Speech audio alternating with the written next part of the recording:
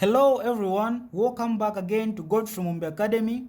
So today we are dealing with 2024 GCE Science paper 2, which is chemistry. So we'll answer the entire section B. And because of that, if you haven't subscribed yet, ensure that you do so. Make sure you do what? You subscribe. Alright, so this is the paper. I'm sure you are able to see here. This is GCE. Alright, so section B has 9 questions, and this is the first question. So the first question is saying a box of chemicals in a laboratory has the following symbol attached to it. So there is this box in a laboratory, then it has this symbol. They've attached this symbol to the box. Then question A is saying, describe the nature of chemicals in the box related to the symbol. So just by looking at the symbol, what could be the nature of the chemicals inside the box? So if you see here, this looks like the flames of fire, right? It looks like fire. So for this to be like this, it means the chemicals must be flammable. They must be flammable. And by flammable I mean they catch fire easily. So in this case, for question 1, we can say, so this is our what? This is our B1. We can note it down here as our B1. So this is our A1. We are going to say the chemicals are what? Are flammable. The chemicals are flammable. They are flammable. Yeah. So this is our first answer. Then the second question is saying, write a laboratory rule that is observed when handling chemicals in this box. Since these chemicals are flammable, what rule must you observe when you are handling these chemicals in a laboratory? So since they are flammable, it means you should keep them away from the what? From fire. So you simply say, keep the chemicals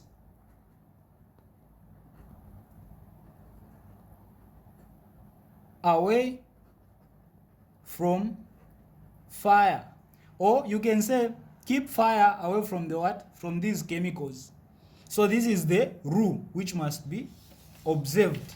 Then B is saying, when a bottle of ammonia is opened, within a few minutes, its smell spreads throughout the laboratory. Name the process responsible for the evenly spreading of the smell of ammonia solution.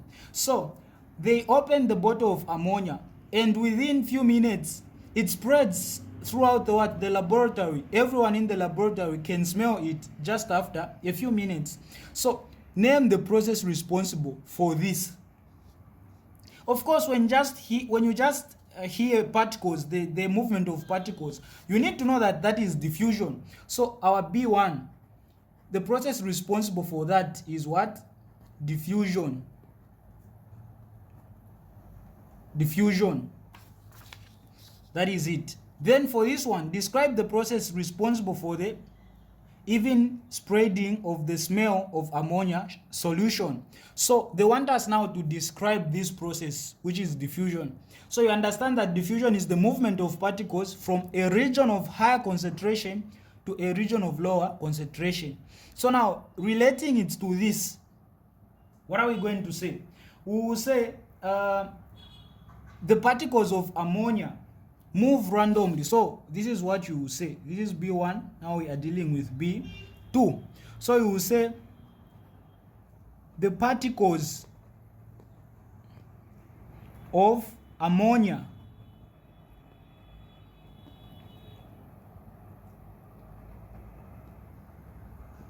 moves randomly. So they move randomly from a region of higher concentration to a region of lower concentration. So this is diffusion of lower concentration. So that is diffusion. So this is what will happen here. These particles of ammonia moves randomly from a region of higher concentration where they are more concentrated to a region where they are less concentrated. So then you say until they are evenly distributed. So this is the process. Then the last question says, relate the evidence which the process named in B1 provides to the kinetic theory of matter. They want us to relate the evidence that this process does what? Provides to the kinetic theory of matter. So you need to understand this. This is very important. The kinetic theory of matter states that everything or all objects are made up of what? Particles. And these particles are in constant random motion. In short, particles never rest. They are in constant what? Random motion. So they want us to relate this with this same theory. So this is our what? Our B3. So what are we going to say here? So you are going to explain to say, because these particles are spreading, right? Yeah, they are moving. So you will say this spreading of particles, the spreading of particles shows or proves that. So this spreading of particles proves the kinetic theory of matter in such a way that it proves that indeed particles are in constant random motion. Okay, only when particles are in constant random motion can they evenly distribute, can they evenly get distributed in the entire laboratory room. So that just proves this. For the particles to be to fill the entire space, it means they are in constant what? Random motion. So this is what this means. Then the second question. So the second question is here. It is saying the following diagram shows a piece of apparatus used in the laboratory. So we have this piece of apparatus used in the what? In the laboratory. And it is saying, name the piece of apparatus shown in the diagram. What is this? So when you just see it like this, a stopper, a tap, then it's like this. Just know that this is a separating funnel. So this is our B2. So B2. Then we have question 1. So this is a separating funnel. Okay, separating funnel. That's the diagram here. Then it says identify one property of a mixture separated by the piece of apparatus named in A. So you understand that this is what? This is separation techniques, and this one is used to separate immiscible liquids. By immiscible liquids, I mean those liquids that are not soluble in each other. Those that cannot mix completely are the ones that we use, that are separated by this apparatus. So for B2, one property of the mixture separated, you will say the liquids or mixture, since they've used mixture in the question, are immiscible or must be immiscible. This simply means they should be insoluble in each other, or they should not mix completely. So this is the property, you must know this. So this is immiscible. Miscible is the opposite of this, those liquids that can mix completely. Then it says, suggest the names of two liquids that can be separated by the piece of apparatus shown in the diagram. So now give examples of these same immiscible liquids. Well, this is a very common question. So cooking oil and water, cooking oil and H2O, water, these two are immiscible, they don't mix completely. So C, suggest two precautions that need to be taken to separate the mixture in B2. So two precautions. The first one, before opening the tap, you should remove the stopper. That is very important. Remove the stopper before opening the tap. Then open the tap slowly and gently, and close it immediately as soon as the liquid at the bottom here moves out. Okay, you shouldn't wait until the one on top also starts moving out. The moment you just see that the one at the bottom is finished, you close it as quickly as possible. So that's another precaution. So what do you say here? Well, here this is our C. So first one should be, I say you should remove the stopper. Remove the stopper before opening the tap. Then number 2, open the tap slowly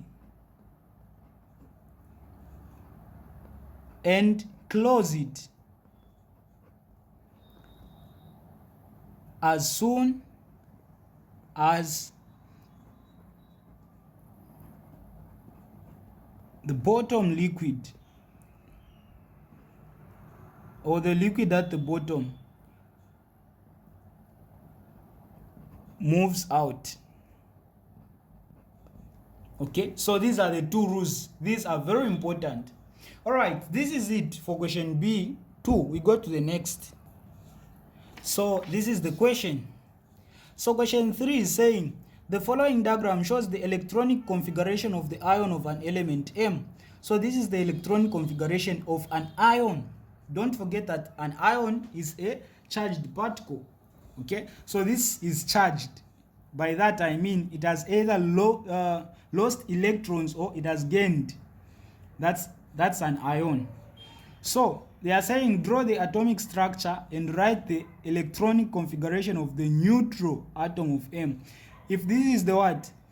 If this is the atomic configuration or the electronic configuration of this ion, what about the neutral one? So they want us to draw, but before it was charged, when it was still neutral, how was its structure? That's the one they want us to do, what? To draw. So for that one, what you need to know, very important, you need to understand that when you see a positive here, it means it has lost electrons. When it gains electrons, we represent it by a negative, a minus. So this is positive 2 or 2 plus. It means it has lost 2 electrons, meaning before it had 2 more electrons in the outer shell, but this is showing that it lost them. So this is simple. If you want to draw the original, well, all these will be included, and also we'll include these two before it lost the 2 electrons. So the 2 will be in the outer shell. As simple as that. So one thing that you need to understand also, you need to count the number of electrons. So here we have 2, 1, 2. Then in the second we have 8, plus these 2 we have 10. And in the third shell we also have 8, if you count here. So 10 plus 8 is 18. So here we have 18 plus the 2 it lost, meaning the total is 20 electrons. 20 electrons is equal to 20 protons because the number is same, is equal. So if it has 20 protons, it means the atomic number is what? Is 20, because the atomic number is the number of protons. So since it has the atomic number of 20, we can write this element. They are saying it is M. So we can say M. M, the electronic configuration, since the atomic number is 20 here. Actually, the periodic table is always given in the exam paper. So this shows element M. You can come to your periodic table here and just find where element M is, the one with 20 at the bottom here. This is the 20 here, if you can see. So this is calcium with a 40 on top. So our 20 here with a 40 on top, it's calcium. So for this 20 to write it here, the first shell has 2 always, the second shell has 8, third shell has 8. So this is 2 plus 8, 10 plus 8, 18. Then this has 20, so we are remaining with a 2. So this is the original configuration, but it lost the 2. Then they draw that diagram. Okay, so this is how it was at first before it lost these 2. This is calcium. So for us to draw the original, we will still follow this and this together. So what are we going to say? We will draw this. The first one, it had 2 electrons, these 2. So the first one, so inside we will say this is our calcium. Then it has 2 electrons for the first shell. The second shell, you need to use a pencil, in the exams. So the second one has 8 here. So we'll draw 8. So 2, 4, 6, 8. Third one also 8, this one. So even this one will have 8. Then the last one only 2. So this is the last one. So this is how it was. So if you see, this is just same as this. Then these 2 is the one now I've shown here, these 2 electrons.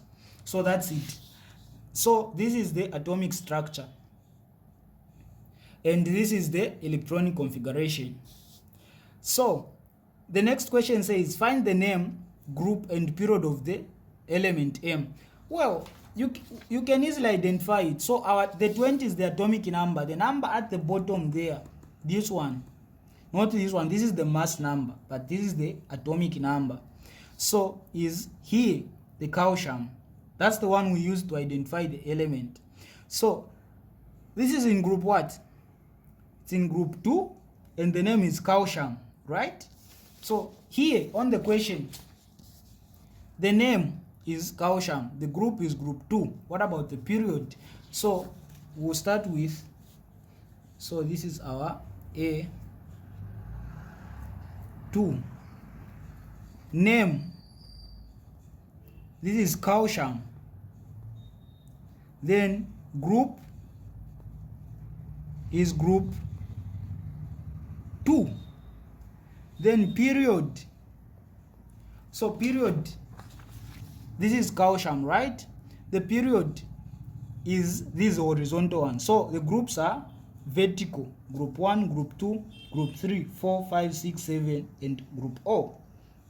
These are periods. Period 1, period 2, period 3, period 4. So calcium is in period 4. So period 4. Then the question is saying, compare the reactivity of an atom of M and an ion of M, the reactivity between the atom and the ion. Now, you need to understand that when they say the atom, this is the atom. It has 2, 8, 8, and 2 in the outermost shell. When they say the ion, in the outermost shell, it has how many? 8. So, the concept is for it to be reactive, unless it is not stable. And by not being stable, I mean if in the outermost shell, for the first one, the first shell only needs 2 electrons, but the second shell, the third, the fourth, all these needs 8 electrons. I hope you understand that concept. They need 8 electrons to be stable. So if they have any number apart from 8, it means they are not stable, and they will be reactive so that they can be stable. So this atom has 2, so it's not stable, meaning it is reactive. It needs to react by losing these 2 electrons, then it will become stable. But for this one, it has already lost these electrons, meaning this one is what? This one is already stable. So they want us to compare the two. So you will simply say, this is our question. So you will say this is B. An atom of M is reactive and needs to lose 2 electrons to be stable, while an ion of M is unreactive because it is stable. It is already stable because it has already lost electrons. So this is it for this one. Then B4, salts are substances that have many methods of preparation. Okay, so this is preparation of salts. Then A, iron 2 chloride can be prepared by reacting substance X and dilute hydrochloric acid. Which reactant should be in excess? So when you come to acid bases and salts, specifically preparation of salts, whenever you are reacting an acid and a solid, the concept is a solid should always be in excess. That is a must, so that the acid can so that the entire acid can be used up.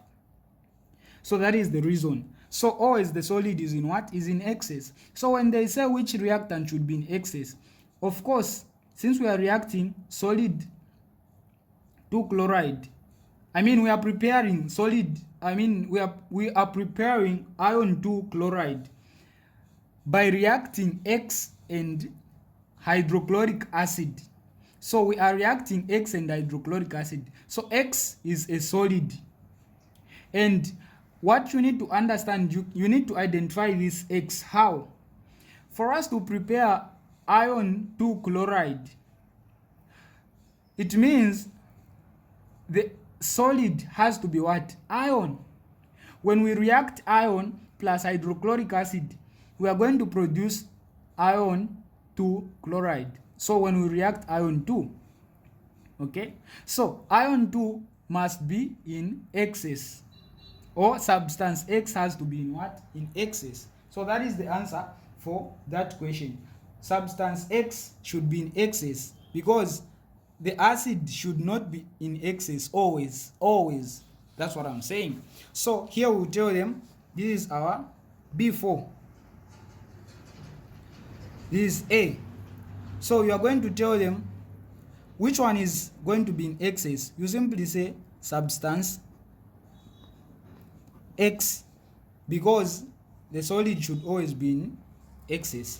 So here they are asking, why should the named reactant in A1 be in excess? Because this is the solid, okay, since it's reacting with an acid. So the reason this should be in excess, because solids should always be in what? In excess, and to ensure that the acid is used up. So you say, so that the acid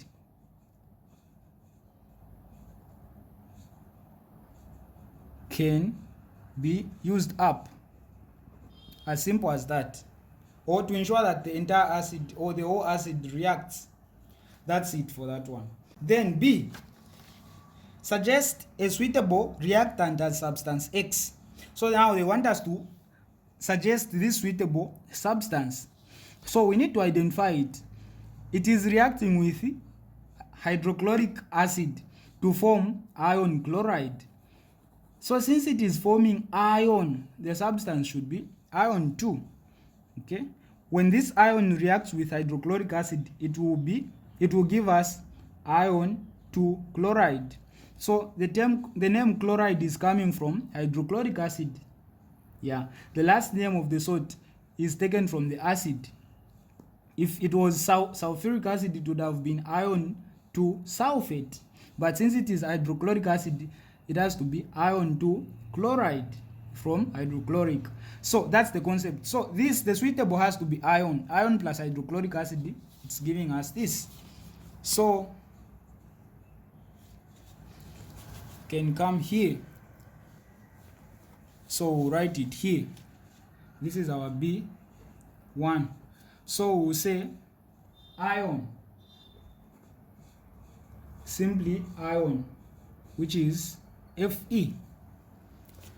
Then the next question is saying, write a balanced chemical equation for the reaction between substance X suggested in B1 and dilute hydrochloric acid.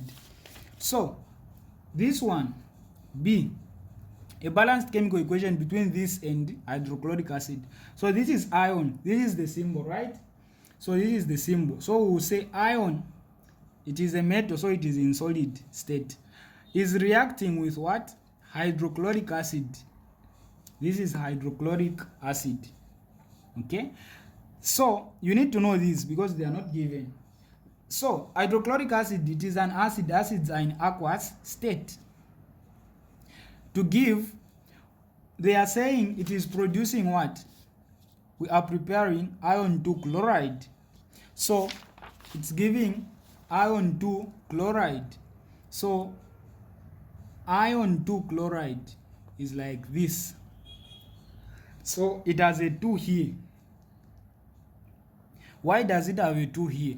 We get back to how to write chemical compounds. There is that topic, a very short topic in chemistry. So you write iron, just a recap, like this, and chlorine like this. Then what is the valence number for this iron? So when you see that they are saying iron 2 in these brackets, it means that the valence number is what? Is 2. Because iron is able to change the valence number. It can be 2, 3, yeah, because those are transition metals, just like copper. We have copper 1, copper 2. So depending on the context. So this is 2.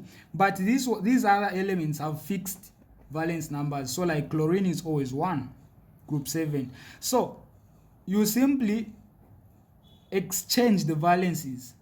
So Fe will be like this. This valence number is going to come here.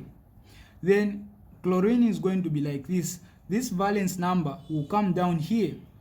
Okay, so 1 we don't write, so it will be like this, and this is iron 2 chloride. So that's the one I wrote here. Then you need to understand that when you are reacting a metal and an acid, this is very important. Metal plus acid is always a salt and hydrogen, H2, which is a gas. So this is in aqueous. So we always produce hydrogen. Sometimes they will put it X and ask you to identify, or put a letter any letter. This is very important. So they want us to balance it up. So here we have one ion, even here we have one ion, here we have one hydrogen, look here we have two, so we need to add the 2 here. So here we have 2 hydrogens, even here 2 hydrogens here. So these 2 has affected the chlorine. The chlorine has now become what? 2. What about here? It is 2. So this is balanced. Alright, we got to the next question, question 5. So this was the question we are answering. This is 5 now. It is saying 10.5. So this is more concept, and pay attention for this one.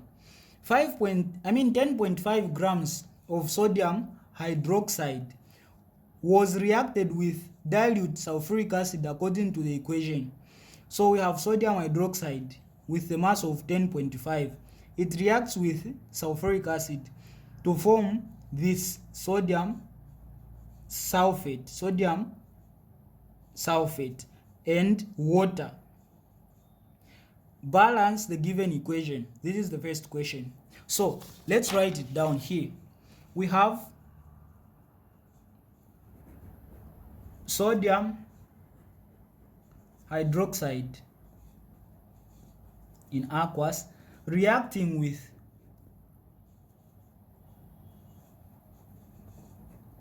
sulfuric acid to form sodium sulfate plus H2O, water. So they want us to balance this equation. By balancing, this is very important. The number of moles here should be equal to the number of moles even this side. So like we did in the previous question, how are we going to balance this equation? So for us to balance this equation, what we need to do, we need to count the number of the first element on the first what? On the first side, on the left side. So we'll start with sodium. We'll say how many sodium atoms do we have here? We have 1. There is nothing here, there is nothing here, so it is 1. What about here? We have a 2 here. This 2 is with this. So we have 2. Here we have 1. So we need to balance right here. So since here it's a 2, we will add a 2 here. So these 2, we have 2 sodiums. Even here we have 2 sodiums. So sodium is balanced now. We got to oxygen. So oxygen, these 2 affects everything. So oxygen now also becomes 2 because of this here. So we have 2 oxygens plus this one 3. No, we have all 4. So these are 4 oxygens here. Yeah, 4 oxygens plus these 2, we have 6 on the left side. On the right side we have 4 here. Here we have 1 oxygen. So we need to add a 2 here, so that these 2 affects this oxygen, and oxygen becomes 4 plus 2. So it becomes 6 even this side. What about hydrogen? It's 2 here, 2 here plus these 2, because here we have hydrogen also, and it is being affected by these 2. So 2 plus these 2, 4. Even this side 2 times this 2 is 4. So hydrogen is 4. Sulfur is 1 here. Even here it's 1. So this is how we balance. This is very important. If you fail to balance, you will get the calculations wrong for the following questions. So this is it. Then B1, use the balanced chemical equation. See, so it needs to be balanced to calculate the mass of sodium sulfate formed. So they want us to find the what? The mass of sodium sulfate. This is sodium sulfate, the mass of this. But we need to use a balanced one. So how do you go about it? In the question, this is very important to understand under more concept. They will always give you something to use to whenever they ask you to calculate anything. They ensure that they provide something somewhere, somehow. Okay? That is very important to understand. You cannot calculate whatever they ask you without giving you anything. So you need to focus on what you are given, because that's what you will use. In this case, just in the instructions, they've said 10.5 grams of what? Sodium hydroxide was reacted. So we've been given mass, because grams are the SI units of mass. So we've been given the mass of what? Sodium hydroxide. So this is very important. So you will come to your equation. Where is sodium hydroxide? This is sodium hydroxide. So we've been given the mass of this 10.5 grams. So when you start calculating, this is what you do. You get what you are asked. We are asked to find the mass of this using the mass of this, because they've given us this mass and they are asking us to find the mass of this. This is what we call mass to mass calculations. Why mass to mass? Because we are using the mass to calculate the mass. I hope you get the concept. We are using this mass, the mass of sodium hydroxide, to calculate the mass of what? Sodium sulfate. So this is mass to mass. There is mass to mole and mole to mass and mole to mole. Mole to mole, they will give you moles and ask you to calculate moles. Mole to mass, they give you moles, they ask you to calculate mass. So there are those conversions that you need to know there. So this is mass to mass. For this one, you can answer it in two ways, but the simplest one, you get the one you are asked. So this is the one they want. Sodium sulfate versus the one you are given now, which is sodium. So you get the balanced chemical equation. It has a 2 here. Okay, so this is what we are dealing with. So for us to find the mass of this, because we are looking for this, the mass of this sodium sulfate, what we are going to do, for mass to mass, you get the molar mass of this and the molar mass of this. You write them down as a ratio. So for molar mass of this, how do you calculate the molar mass? The molar mass, you calculate it like this. So you get the first element, the last here. Then this is oxygen. What is the mass number of oxygen? You just get to your periodic table. It is 6 here, 16 rather. So it is 16 multiplied by how many atoms do we have here? 4. Then what about sulfur? Sulfur, again you come here, you find where sulfur is. So sulfur is here, it has 32. So you say 32 multiplied by how many atoms of sulfur here? Only 1. Then this is sodium. Sodium has 23, the mass number. 23 times how many sodiums do we have? 2. So now you say that is 16 times what? Times 4. You have a calculator. So then this will give us 32. This will give us 46. Then you now do what? You add. So we have 64 plus 32 plus 46. It's giving us 142 grams per mole. These are the SI units. So this is what? This is the molar mass of sodium hydroxide. This is very important. Sometimes they will ask you just to calculate this. Very important. So here you write it 142 as the what? The molar mass. Then you find the molar mass of this also. So this is sodium hydroxide. Oxygen is, so it's balanced like this. If you want, you can find this, then you multiply it by 2 at the end, or you go one by one. So take it as hydrogen. The mass number, you come to your periodic table, this hydrogen, it's 1 multiplied by how many atoms of hydrogen we have here? So we have 2. Then we have oxygen, it's 16 multiplied by 2. Sodium is what?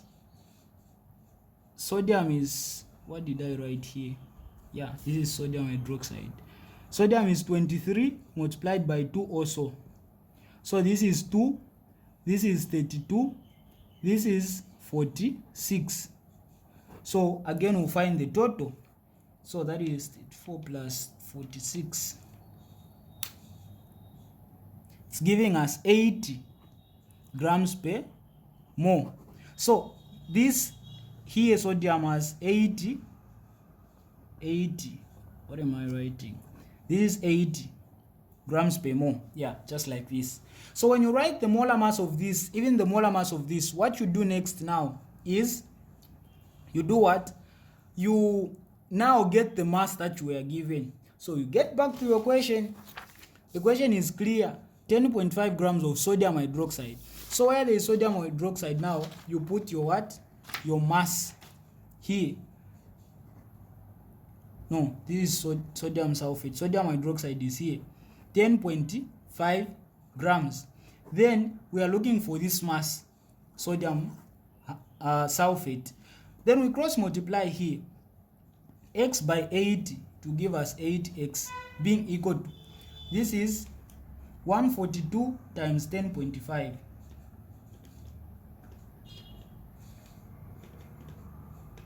It's giving us 1491 over 80 over 80.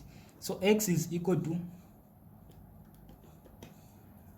18.64 grams. Therefore, you say we have mass is equal to 18.6 grams. 64. Yeah, 64. So 64 grams of what? Of this sodium sulfate. This is how you write it at the end. So this is how we find the mass for this question. All right, we go to the next question. So this is the next. It is saying an element A is in group 1 of the periodic table. Another element N is in group 7. So this is periodic table. A is saying write one property of the compound formed when element A and N react. This you have to know, because this question does not even need the periodic table question A. They just want you to name one property formed between a compound that will be formed when A reacts with N. So when group 1 reacts with group what? 7. Because A is in 1, N is in 7. What are the properties? Well, you need to consider the compound. What type of compound is formed? What type of compound? So A being in group 1, it means it is a metal, an alkali metal, right? Yeah. Then N being in group 7, it means it is a non-metal. So a reaction between a metal and a non-metal will give us the ionic compound, because the bonding will be ionic bonding, right, between a metal and a non-metal. So you get now the property of what? Ionic compound. I hope you get that one. So our B6 for A, it's going to be the property of an ionic compound. So ionic compounds, number 1, have high melting and boiling point.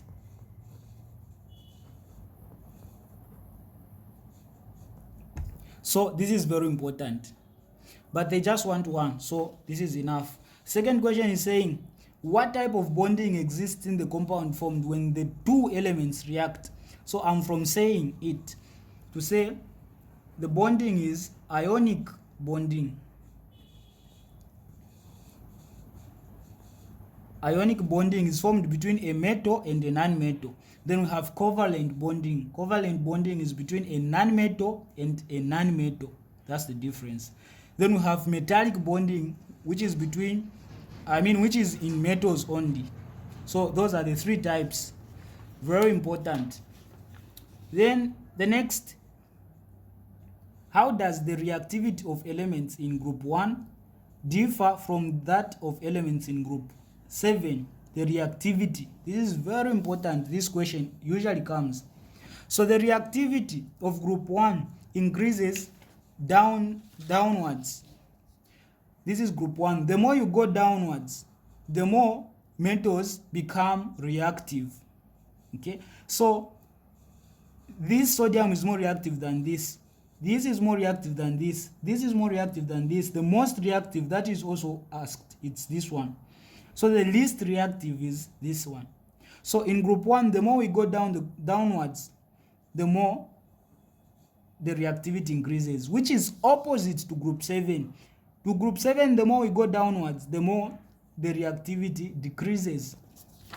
So you say in group 1, the reactivity increases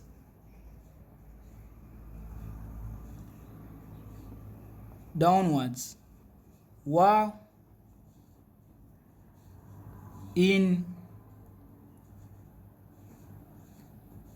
group 7 it decreases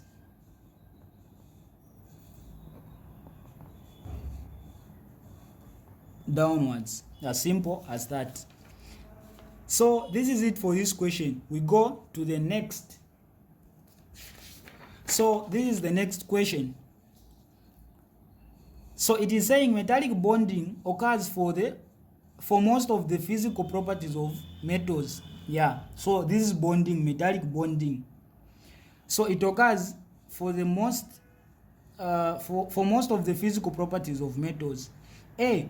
With reference to metallic bonding, explain why most metals have high melting points. Why metals have high melting points? Referring to chemical bonding. I mean metallic bonding. So, for metallic bonding, one thing that you need to understand is it occurs in metals. So, the reason metals have high melting point is you tell them now, this is B7. So this was the one I was talking about. Not I think I was saying chemical bonding. It's actually metallic bonding. So in metallic bonding, this is our A. In metallic bonding, so in metallic bonding, positive ions of metals are surrounded by a sea of delocalized electrons, delocalized or mobile or free electrons, whatever is, but this is the chemical term, so this is preferred. So delocalized electrons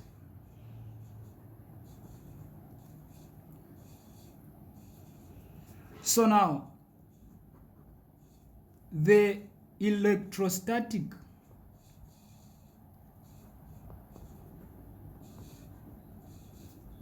forces of attraction between the positive ions and electrons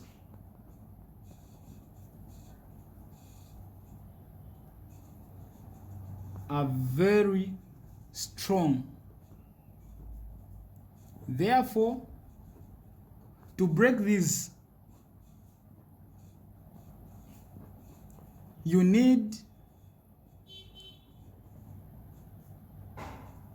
a high melting point.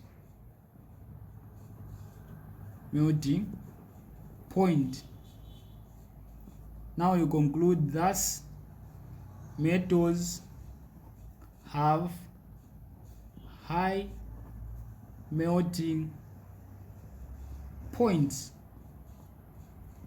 So you've seen the way I've explained. This question is usually asked. Why metals have high melting points, relating it to metallic bonding. This is understood well when you look at the structure. So I think that's the next question.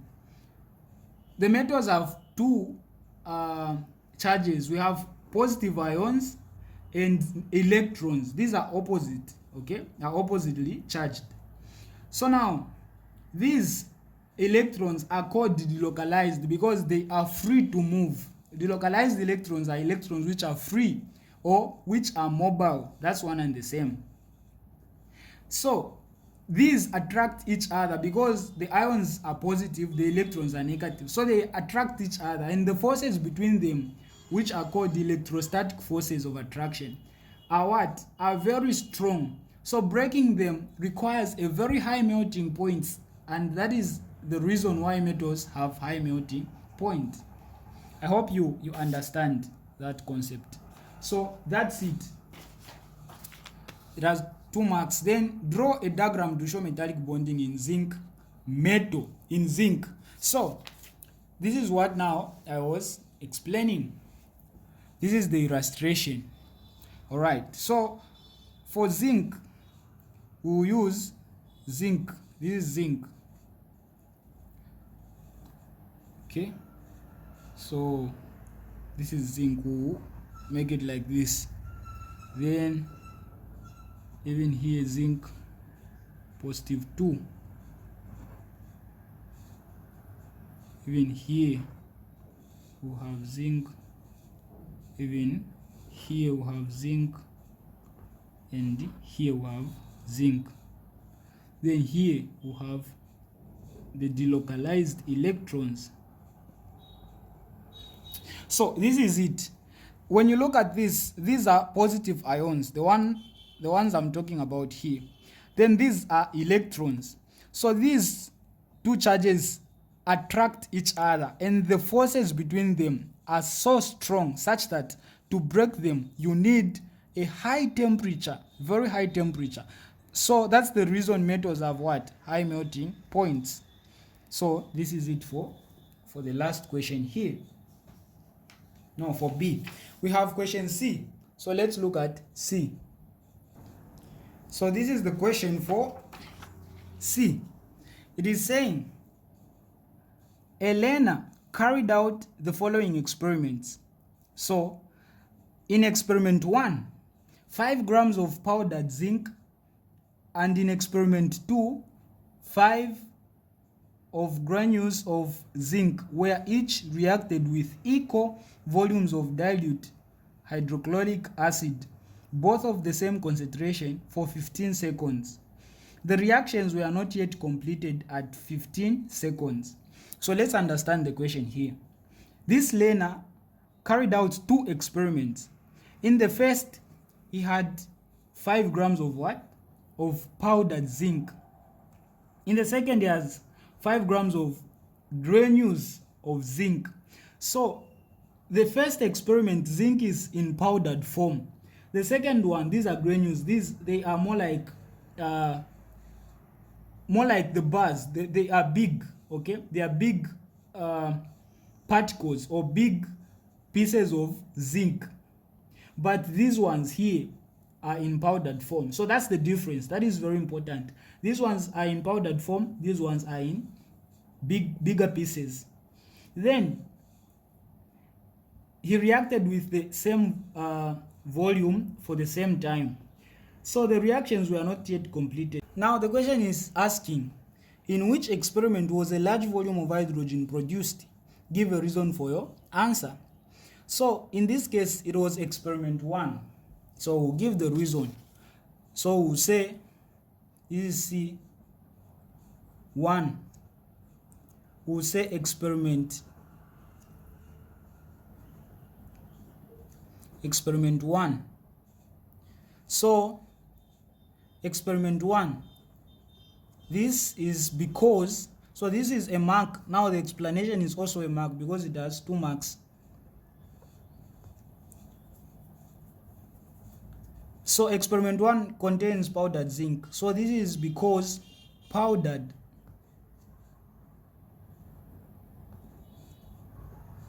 zinc has, okay, it's not clear here, yeah, now it becomes clear. So this is because powdered zinc has a higher surface area than zinc granules. So this one has a higher surface area because the size is smaller than this one. So the smaller the size, the higher the surface area, and the higher the surface area, the higher the reaction. So this will produce more gas. All right, that's it for this one. Then the last question for this question, what would be the effect of reducing the temperature of the acid in the reaction? So they just want the effect, 1 mark. So temperature is directly proportional to the rate of chemical reaction. The higher the temperature, the more the reaction. The lower the temperature, the less the what? The reaction. So the effect would be, we will say the reaction will be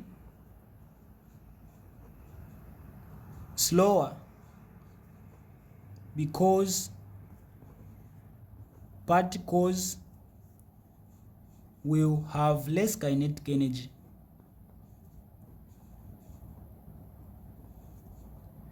So particles are going to have less kinetic energy. So the rate of collision will be lower. They will be colliding not as much as they could collide when the temperature is high. So collision will be less. So this is it for this question. Now we go to the next question. So this was question 7. Now we go to question 8. So it is saying the following diagram shows the laboratory preparation of a gas and its collection. So we are preparing a gas in the laboratory, then with its what? Collection. So this is gas X. Here, dilute hydrochloric acid. Then, yeah, these are granules of metal Y. So just by looking at this, you even understand, because I explained this concept earlier.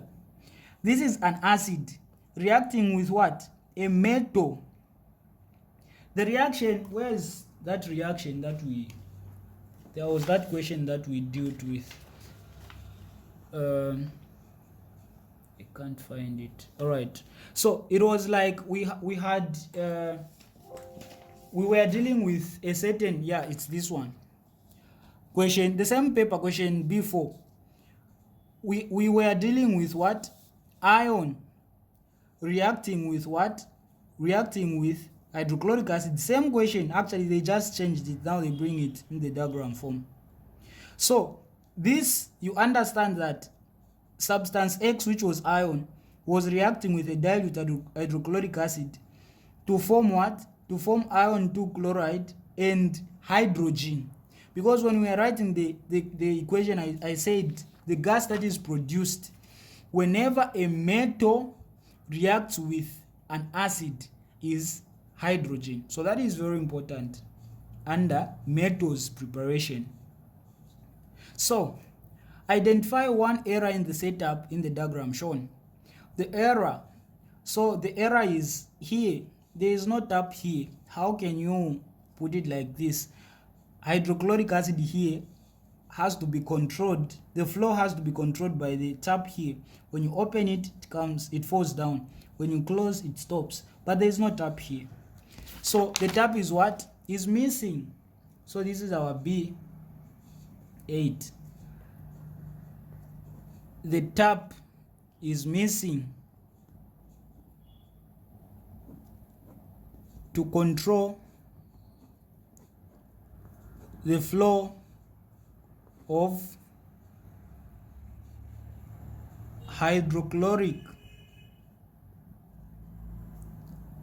acid. All right, then identify gas X, this one. So the same one, gas X is what? Is hydrogen.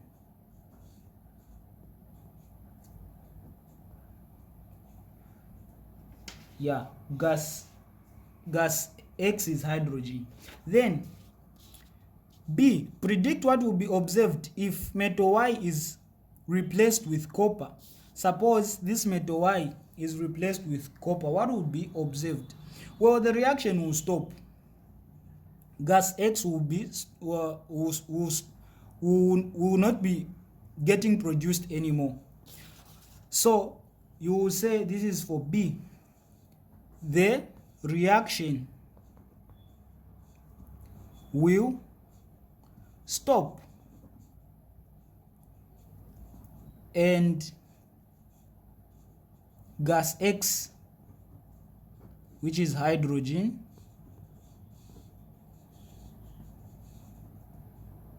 will stop being produced. Why? So the reason is simple. Copper is unreactive. This copper is one of the unreactive metals. Because of that, when you put it here, you replace this metal with copper. It's unreactive, so it will not be reacting with this. It doesn't react with hydrochloric acid. So the reaction will stop. And because the reaction will stop, even the gas will no longer be produced. Then the last question, with reference to air pollution, compare the use of ethanol and diesel fuels.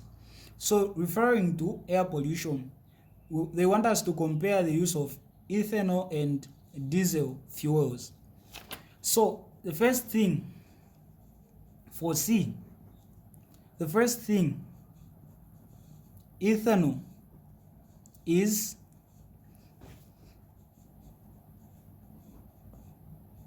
a clean fuel, while diesel fuels produce pollutants or pollutes the environment. Pollutants such as carbon monoxide, even sulfur dioxide. So this is the main difference. Okay, so ethanol is what? Is a clean fuel, while these diesel fuels produce what? They produce pollutants. So if you want here, you can say ethanol is friendly to the environment, while this one is not friendly. Then the second one, because it has 2 marks, ethanol is renewable,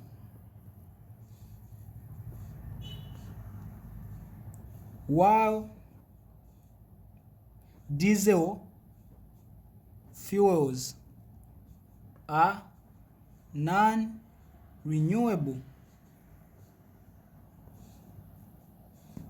So this is the difference. All right, let's go to the last question now. So this is the last question, organic chemistry. So it is saying the following table shows some of the fractions of hydrocarbons obtained from fraction distillation of crude oil. So we have fractions here, A, B, C, D. Then the boiling range, we have 20 to 60 all the way to 300 to 360. So first thing you need to understand, these are fractions of what? Hydrocarbons. This question gets asked also.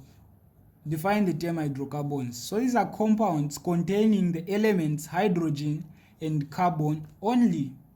Okay, so that's it. Then A, which fraction contains the longest chain? Then give a reason for answer. So by looking at these fractions and the boiling range, which one contains the longest chain? So we need to understand that the longest chain is directly linked to the boiling point. The higher the boiling point or the higher the boiling range, the higher the what? The longer I mean the longer the chain.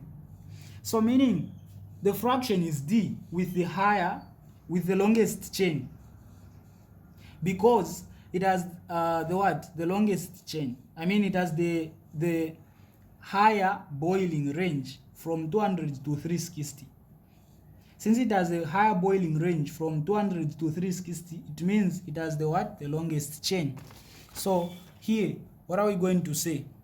We will say this is our B9. For A, we will say fraction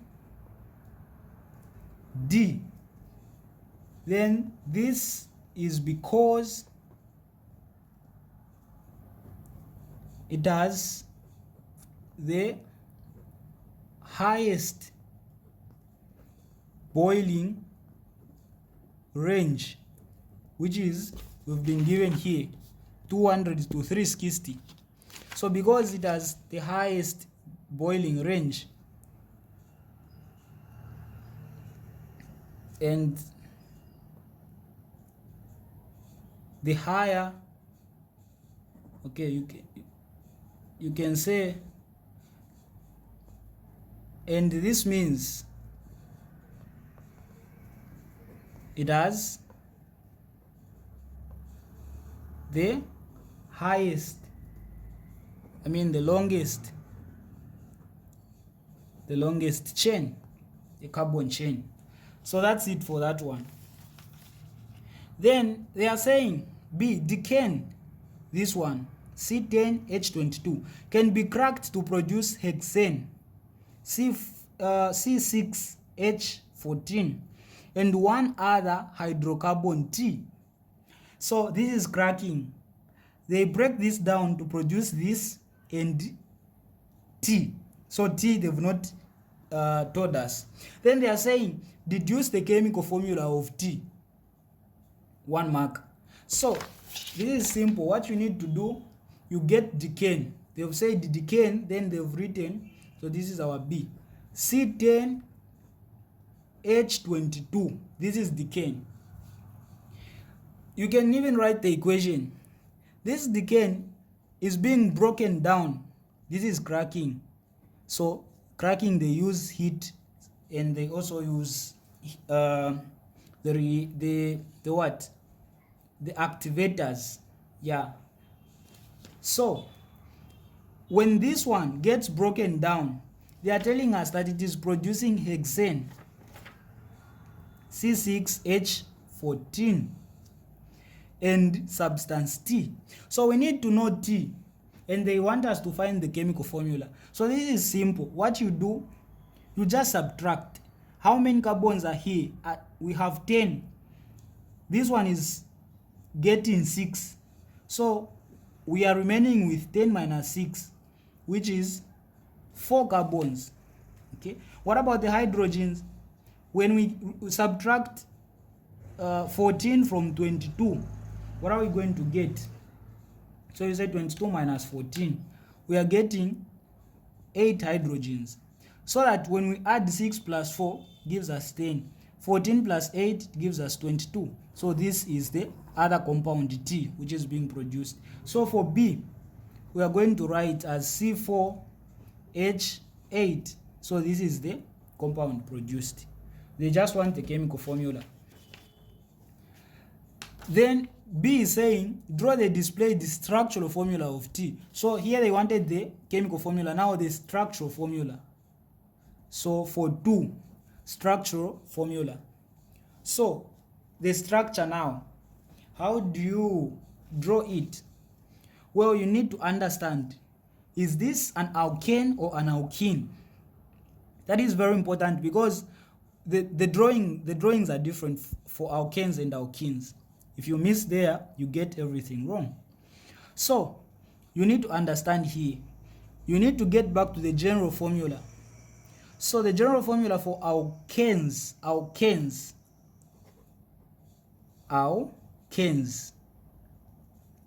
then alkenes. So these are very important. They also ask to write the general formulas. So for alkanes, it's CnH2n plus 2. This is their general formula. Then for alkenes, it's CnH2n. It doesn't have a +2. I hope you get the difference. So for you to know this, whether it's under the alkanes or the alkenes, you get the number of carbons here. How many? 4. And you substitute in the N, you see how it will give you. So for this one, it's giving us, when we get the N here as 4, we'll replace 4 here. So it's giving us, so this one is giving us C4, where there is N, we replace with 4. Here we'll have H2, where there is N, we replace 4 plus 2. So this is going to give us C4H. This is 2 times what? Times 4. 8 plus 2. That is 10. So for alkenes, when N is equal to 4, it should give us C4H10. Okay. Now let's come to the alkenes. When N is equal to 4, this is going to give us C4. Then it will be H2N. Where there is N now, we put 4. So this will give us C4H. 2 times 4 is 8. So for alkenes, it's giving us this. So you see the difference. So it means this substance, this hydrocarbon is under the what? The alkenes. Because the number of hydrogens is twice the number of what? The carbons. That is very important to understand. Here it's 4, this is 8. So this is double this. It's twice. But for this one, it's more than half. It's more than double. Because it's 10. So since this is leading us to alkenes, it means this is from alkenes. And alkene number 4 is butene. Yeah, it's butene. So this is butene.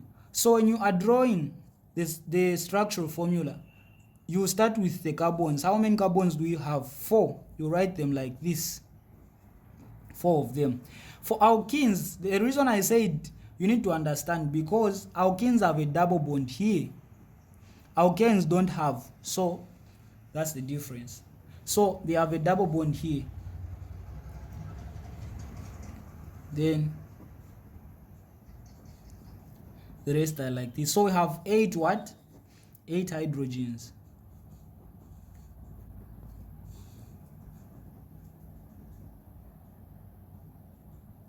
So this one doesn't have here. Yeah, this is the correct one. So without this here, we made a mistake, because the number of hydrogens are 8 and each needs 4. Each carbon needs 4. So this one has 1, 2, 3, 4. This one has 1, 2, 3, 4. This one has 1, 2, 3, 4. Even this one 1, 2, 3, 4. So 2, 3, 4, 5, 6, 7, 8. So this is the structure without this. So this is it for this one. Then the last one. Would you expect hydrocarbon T to undergo polymerization? Explain your answer. So would you expect this to undergo polymerization? The answer is yes. 1 mark. Then explain. Because it is an alkene and all alkenes undergo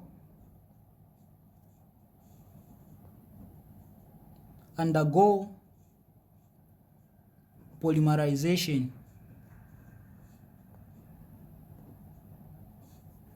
because of their double bond.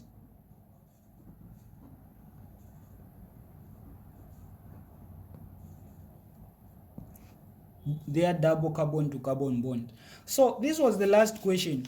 Hopefully you've gotten the concepts. Don't forget to do what? To subscribe. All the best.